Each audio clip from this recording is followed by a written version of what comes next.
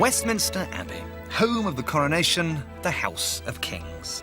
Here, amongst tributes to England's great and good, is a single homage to someone from the motor industry. This window is dedicated to the memory of Sir Henry Royce, a brilliant engineer and, of course, the other half of Rolls-Royce. Not, therefore, a brand or car to be taken lightly. And I want you to bear that in mind while we talk about the new one.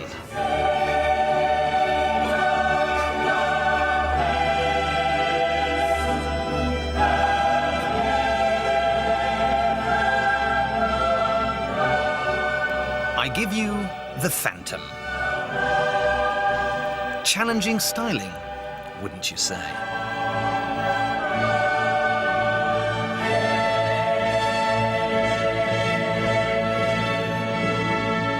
So, this then is what £250,000 buys you. Something that's very, very big, everywhere, and very German.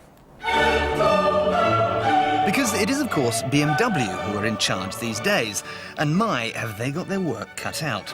Over the last 30 years or so, the Rolls-Royce brand has become so cheapened and tarnished that it's now a mark associated more with Pools winners and villains than the aristocracy. But if this car is immaculately built and magnificent in every detail, the name of Rolls-Royce could be restored. All it has to do is be the best car in the world. And in here are the people who are trying to make that happen. The new £65 million factory at Goodwood, Sussex is a heartening blend of tweed-wearing craftsmanship and technology in all the right places. If this is your car, I apologise unreservedly. Just don't buy one of these Phantoms with black upholstery. You could buy the one that I've done. BMW have tried enormously hard to make sure that their factory is lovely in every way, and have tried even harder with attention to detail on the car itself. Like an exhaust valve that operates at low speeds to make one's arrival more understated. Not to mention hubs that always keep the double R perfectly upright. Heated side glass and hidden vents provide more agreeable indirect ventilation. The boulevard setting on the interior lamps gently illuminates you to passers-by. And remember, Rolls owners prefer to hold their steering wheel at 8:20, not 1:50.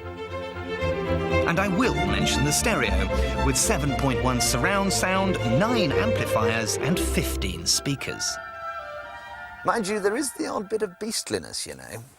Everything's not absolutely perfect. These are horrible, cheap, tacky, nasty cup holders, so no tactile bounty there at all. Ashtray's jolly good, though. Size of a landfill site. Rolls owners will be relieved to know that the onboard computer is controlled by a much simpler version of BMW's contentious iDrive. Open these wonderful rear doors using this magnificent handle from a 50s refrigerator, and you will find, first of all, your very own Rolls-Royce umbrella. Here it is, one of these in each door, and they're Teflon coated so they don't rot.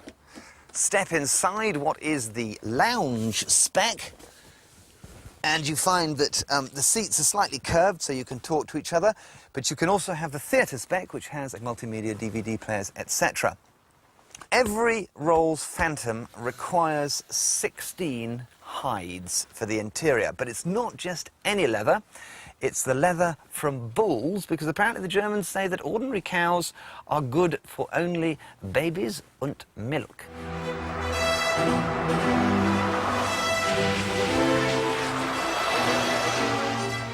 So does it drive like a Rolls-Royce? Well, undoubtedly. In fact, you feel as though you were piloting a silver cloud that's been tweaked to feel modern. The ride is as smooth as unrolled silk, but then no smoother than the new Jaguar XJ. It is cathedral quiet, but again, no quieter than, say, Lexus LS430. What is really nice and a bit of a revelation is the steering. You'd expect it to be really over-assisted and a bit slacky, but no, it's got lots of information, lots of communication comes up through the wheel, and you never wonder whether there's any grip left.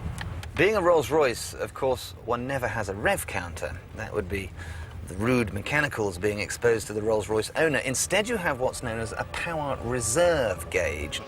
And what wicked Phantom owner could resist flooring the throttle to see if the power reserve ever goes down to single figures? It does, but you'll run out of road before it runs out of power. 60 takes just 5.7 seconds for the V12 and 6-speed automatic. But talking of numbers is so terribly vulgar. For this car, the view from the back seems much more important. And hold on, it won't be what you expect. My initial impression of this car is that it's an incredibly expensive joke on the indiscriminately rich. I like its silence and its sense of weight, but it's so bloody ugly. I can't help believing you'd have to have a sort of severe psychological problem actually to want to own and drive one of these cars. It's not really a car, it's a kind of boast. You might as well have a, you know, I'm a Rich Pratt tattooed on your forehead. The front looks gorgeous. Is this the SOS button that phones the police if you get carjacked? That's it. It's a bit dangerous, that, to have it there, really. I mean, your high heels could get stuck there, couldn't it? Know what I mean? It's like Robin Williams' joke about cocaine. It's God's way of telling you you've got too much money. Slow down, people can't see me. Hello! Wonderful day for buying London. How much are you? Pretentious? So has Rolls-Royce been saved? Is it back as the best car in the world? Well, undoubtedly BMW have restored some of the reputation for build quality, engineering excellence and attention to detail. But, and it's a big but, whilst they were slaving over the technology, they didn't half take their eye off the styling. Everyone we spoke to on our travels, policemen, passers-by, doormen, design gurus, all said it was unforgivably ugly.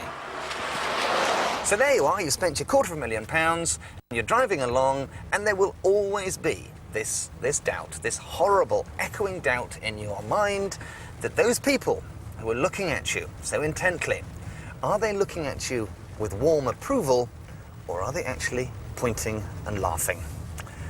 I couldn't bear the embarrassment, so I will not be signing a cheque for a Rolls-Royce Phantom. And neither, really, should you.